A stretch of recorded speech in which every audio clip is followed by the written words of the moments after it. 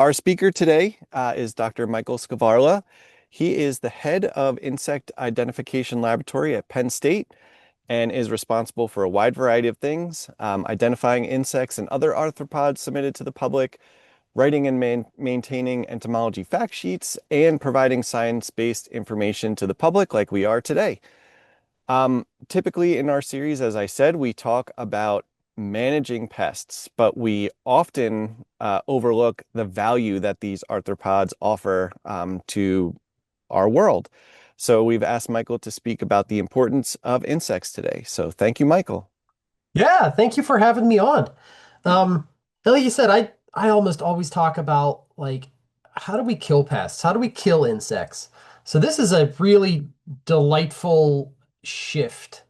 Because I think about this, we talk about this in some of the classes I've helped with, but I don't usually get to talk to master gardeners or the public about the importance of insects and why we should care about them. So this was a fun talk to put together, and yeah, thank you for letting me do this. So I wanted to put why insects are important into a little bit of context. We all know insects are diverse, but I think it helps to think about or visualize just how diverse they are to really get at what the impact of them is. So here's a pie chart of all of the more than 1 million species of animals that have been described around the world. These slices here are all of the vertebrates, so all of the mammals like us, birds, reptiles, amphibians, fish. Um, the next set of slices we have are other invertebrates. Invertebrates that entomologists don't typically work with. Things like crustaceans and mollusks and jellyfish, bryozoans. Other invertebrates, often marine, and you can see here that they make up a fairly sizable chunk of this diversity. Then we've got arachnids with 102,000 species, things like spiders and mites and scorpions. And then this giant chunk of the pie, more than 75% of all animal diversity on Earth are just insects. Um, there's about 1.2 million described species. But this is just looking at described species. Now, with things like vertebrates, there's one or two mammals discovered every year. There's usually a handful of snakes or lizards that are discovered every year. There's actually a lot of fish still being discovered, especially out in the ocean. But in general, when we think about vertebrates, we're talking about, for most categories, like one, maybe low tens of species that are being discovered every year. We're not adding a whole lot of new species. Um, but but when we look at insects, even with 1.2 million species described, that is probably a drop in the bucket to the actual species diversity. So there are estimates um, that there are up to 5 million species of insects. This seems pretty reasonable and likely, given the number of species that we have described and the rate at which new species are continuing to be found. But there are also estimates of 10 million species. And, when we get the 10 million species of insects, these other parts of the pie, the vertebrates and the other invertebrates, is starting to get real small. This is more than 90% of all life is insects. And this is possible. I wouldn't be surprised if there's 10 million species of insects and we've described about 10% of them. There is in the literature estimates of up to 100,000 species of insects. I think this is probably way too high. Um, and obviously, like when you get to that, this pie chart is almost entirely insects. Um, but reasonably, I think somewhere between 5 and 10 million, something more like this. Um, all of that to say, though, regardless of how you slice this pie and what the actual number of species of insects there are, they are the dominant form of life on Earth, especially when we include insects and then other arthropods like arachnids, like spiders, like mites, like scorpions, the kinds of arthropods that entomologists like myself are going to be dealing with on a regular basis, in addition to the insects. We're talking more than 75%, more like 80, 90% of all life on Earth are these things. And because they are so diverse and they are in so many ecological niches and they are found everywhere on the planet, they are incredibly important to everything that we do. They impact every aspect of life. So I'm going to go over just a handful of things where we can measure impact, we can show it to get a sense for how important they are. But frankly, you could, and I've got like 15 minutes, you could teach an entire semester long college course on why are insects important. So we're really like 10,000-foot view, broad scope, not getting into too many of the details because there's just no time for it. Um, but insects, one, are incredibly important for the food web. You've got plants that form the very bottom of the food web, and then you've got insects and other things that feed on plants as the next level. And because insects are so numerous and are at the bottom of the food web, there are lots of things that eat them. Birds are a great example. So 60% of birds are wholly or partially insectivorous.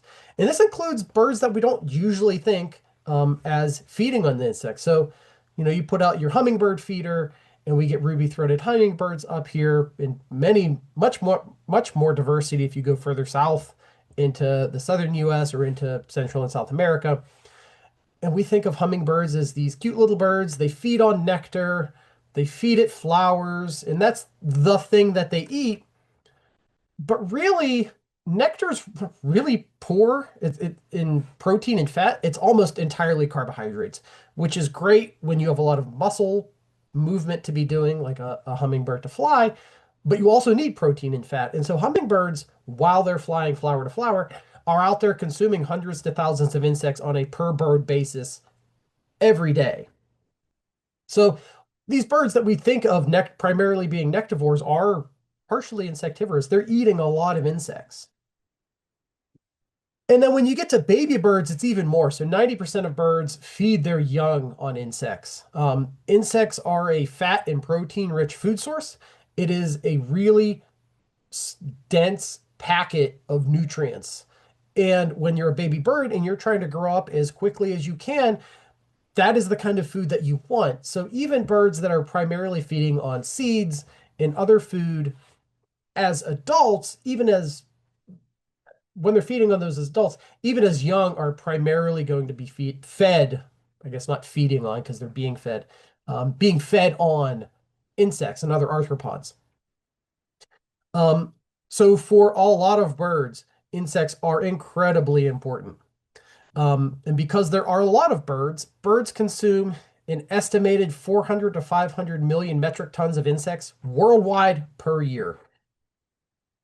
Now, that is a huge number, and I can't quite wrap my head around how big 400 million metric tons is. Like that, it sounds like a lot. And so I looked around online and I found this graphic. Now, just to walk you through, down here, we've got the Washington Monument. And even if you've never been to the Washington Monument, you can like picture in your head that it's very tall, hundreds of feet tall. And these different blocks here are the hundreds of metric tons of these things that are produced per year. So like oil and coal. The ones that we're interested are over here. Here is living human tissue, which is going to be similar to insects, 370 or 370 million metric tons of living human tissue around the planet, slightly less than all insects. You got corn over here at 640. So insects is somewhere between human flesh and corn in terms of millions of metric tons that just birds, are eating. And you can see how big these cubes are compared to the tiny Washington Monument over here. If we were to put that cube into Washington, D.C., you could see it from space. It's gigantic. This is a lot of insects that just birds are eating. They are incredibly important. And that's just birds. There are all kinds of mammals that feed on insects. A lot of things in the tropics like anteaters and numbats in Australia. Um, Chimpanzees use insects as a food source at some point. Up here in the right-hand side are just the insectivores that are found in Pennsylvania, the different kinds of shrews. We've got 6 species here, and I think the same in New York. So we've got a lot of insectivores just here, let alone all of the other insectivorous mammals around the world. Bats, many bats primarily feed or exclusively feed on insects. Um, I could not find, I don't know if anybody's done the same kind of estimates about millions of tons that are fed on per year by mammals, but presumably it is also very, very high. And then other mammals that feed on insects include humans. So 80% of countries around the world consume insects to one degree or another. We don't typically think of this in the United States because entomophagy, eating insects, is fairly rare here in the United States and other Western European countries. We don't consume insects nearly to the degree that other countries around the world do. And it ranges everywhere from native peoples, like up in the right-hand corner, this Aboriginal woman who's digging for witchetty grubs, to street food, like this example on the bottom right about with these fried insects being served as street food in Thailand. So worldwide, there's between 1 and 2,000 commonly eaten edible insects. Again, it's much more common in other portions of the world than it is to the United States. And so we often have this skewed perception of how important or not important insects for human food is, but it can be really important depending on where you are around the world. And then, of course, they also, many insects are fed on by other insects, so they form the basis for kind of an insect feeding on insect food web. There's carnivorous plants out there that also feed on insects. Lots of things, including plants, are feeding on insects.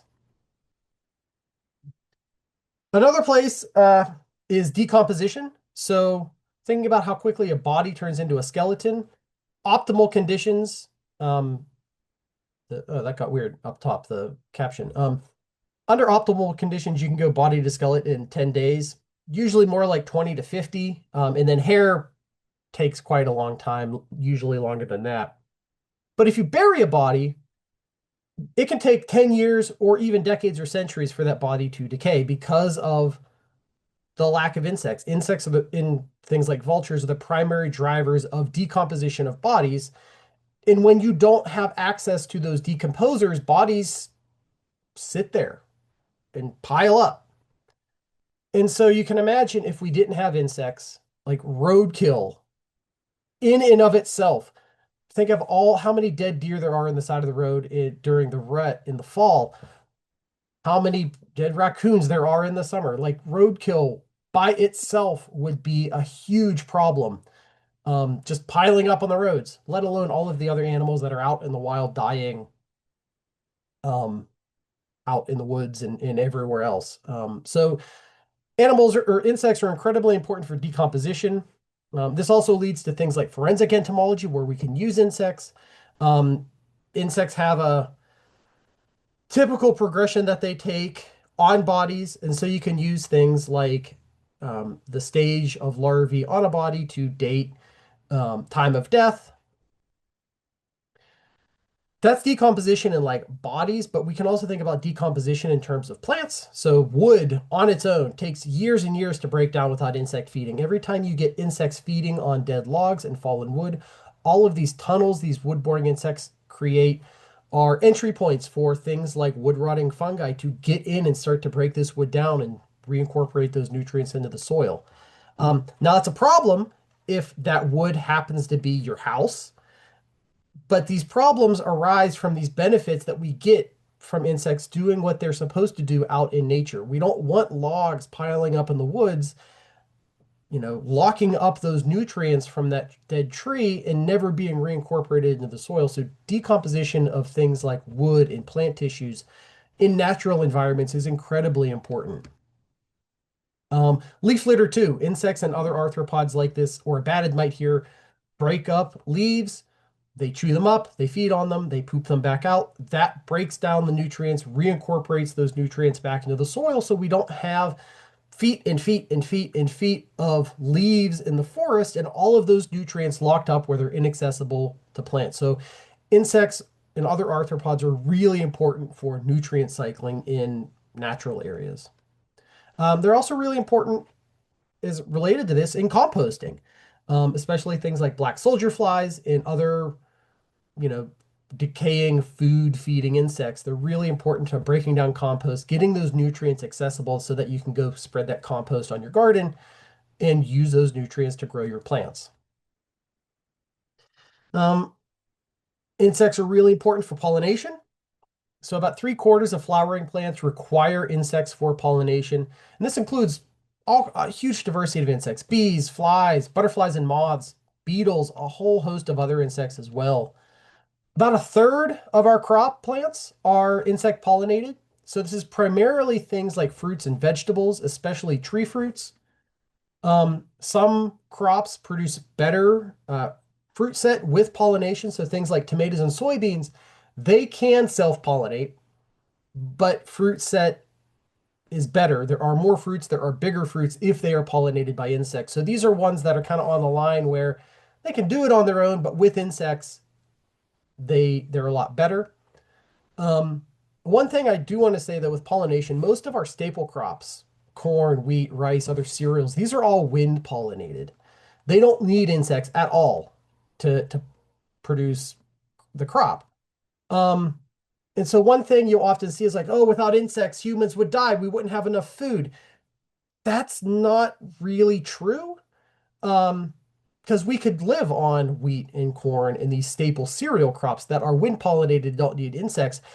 But meals would be really boring if we didn't have fruits, if we didn't have a lot of vegetables, if we didn't have cranberries and blueberries and all of these other things that taste good and aren't staple crops, but really add flavor to the food that we eat.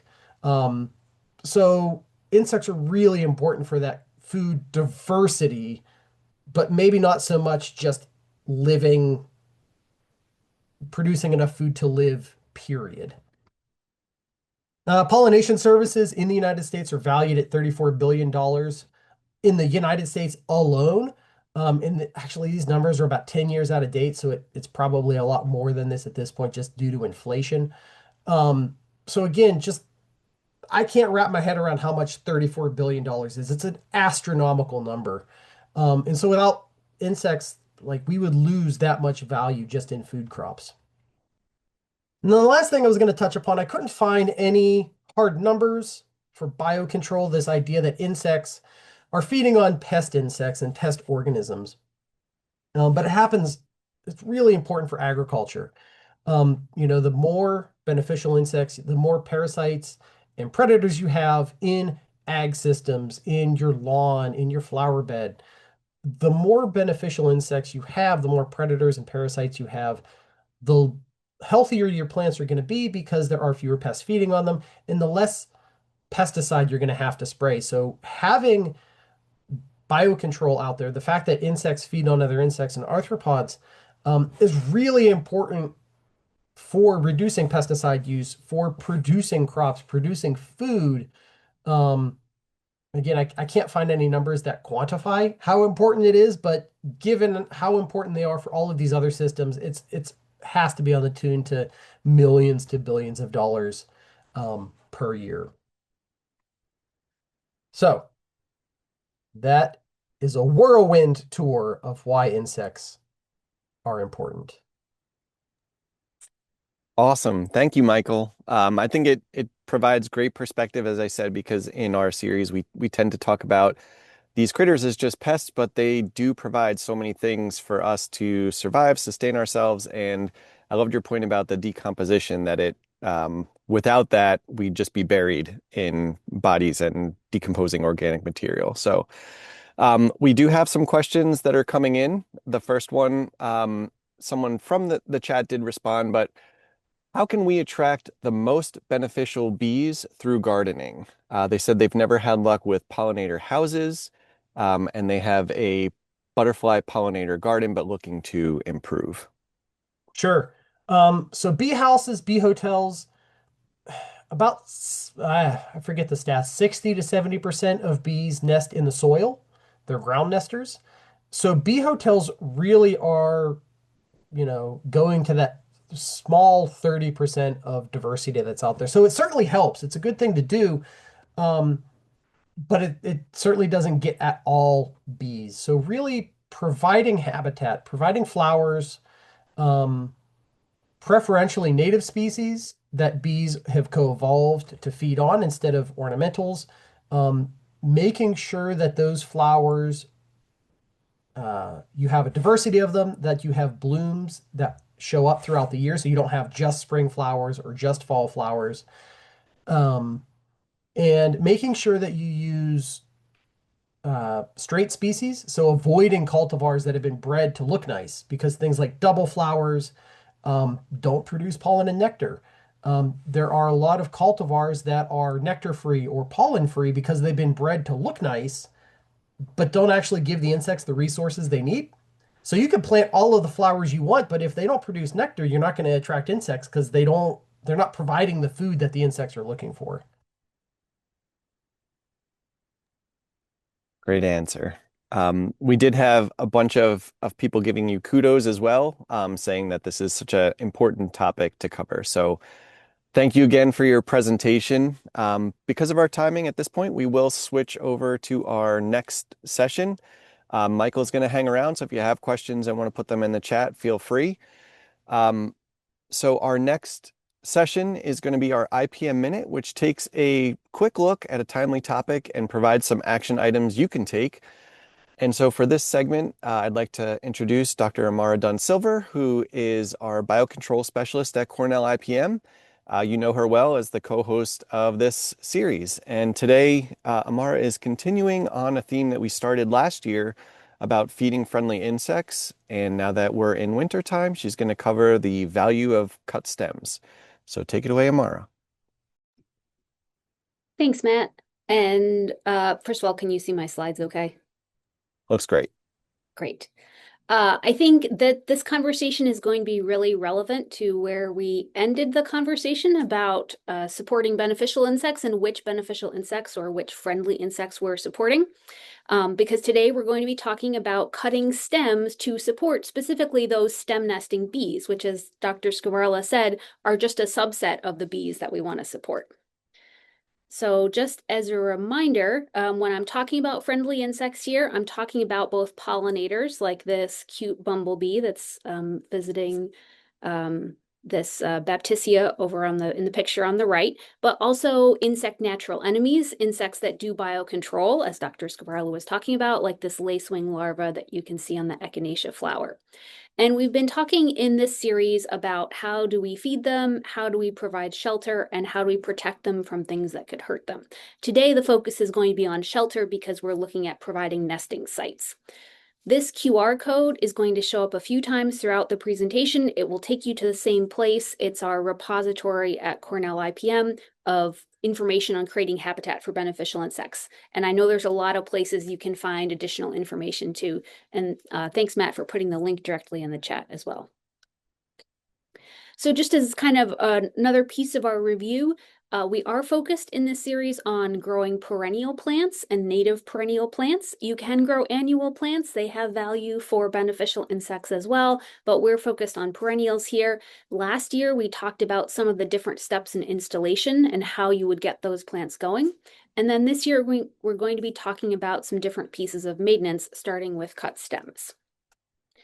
So the bottom line is that our step number 5, cutting stems, is something that you're going to be doing in late winter or early spring. And the goal here is that we're supporting stem nesting bees, which, as Dr. Skvarla said, is not all bees, but it's some bees. Some bees are going to either find hollow stems or actually bore holes in stems. You can see in this picture, here's a cut stem and something's been boring a hole in it. And then they will lay eggs and their larvae will develop inside of those stems. The other goal with the cut stems, if you are a gardener who, I know my garden's supposed to be a little messy, it's really good for insects, but I just wish it were a little tidier. This cutting stems in late winter or early spring is an opportunity to appease that urge to do a little bit of tidying, but not a lot of tidying. So what you're going to do is look for stems that had flowers on them last year. So we're in early 2026. Look for stems that produced flowers in 2025. If there are stems from prior years, so something that bloomed in 2024, or if there are stems that are already broken or cut, just leave those alone. Over time, they will decompose, they will break, they will fall down, and the great insects in our environments will help with that decomposition process. When you make your cuts, make them anywhere between, so that the stems are between 8 and 24 inches tall. And you want a variation because that means that there's just different heights where bees are flying at different heights. They'll be able to find them. I included this picture because this is about what my yard looks like right now. So in central New York, we have quite a bit of snow on the ground. It's pretty cold. I would say this first Friday in February is maybe a little bit we're not quite in late winter yet. So I wouldn't go out and do this right away, but something to kind of keep on your radar. Doesn't have to be done right away, but something to plan in the next month or so. We will include a link for this brochure in the notes of the recording, and Matt will put it in the chat as well. This is actually something you can download from the Xerces Society and cut in 3 pieces and print. It's a really nice diagram that kind of outlines what's happening with the bees and why we're cutting stems at certain times. So we are here, both us and the bees. It's wintertime. Stems that had bees lay eggs last year, so they had already been cut or broken, those bees are developing and hibernating. By leaving those older stems, we are protecting the bees that are going to hatch out this spring.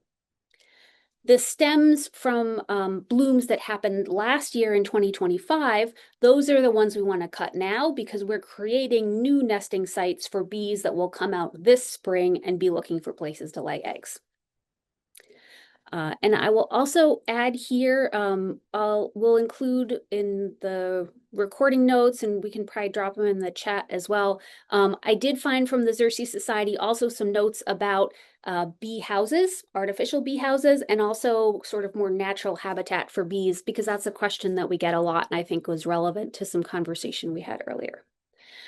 So that is it. This is your reminder to think about when you're going to cut stems this winter. In April, we'll be talking about when to clean up the garden. And if you have questions, we can look at them in the chat. Nope, I think we're out of time, but I'll take a look at the questions in the chat. And my contact information is on this slide as well. So thanks so much.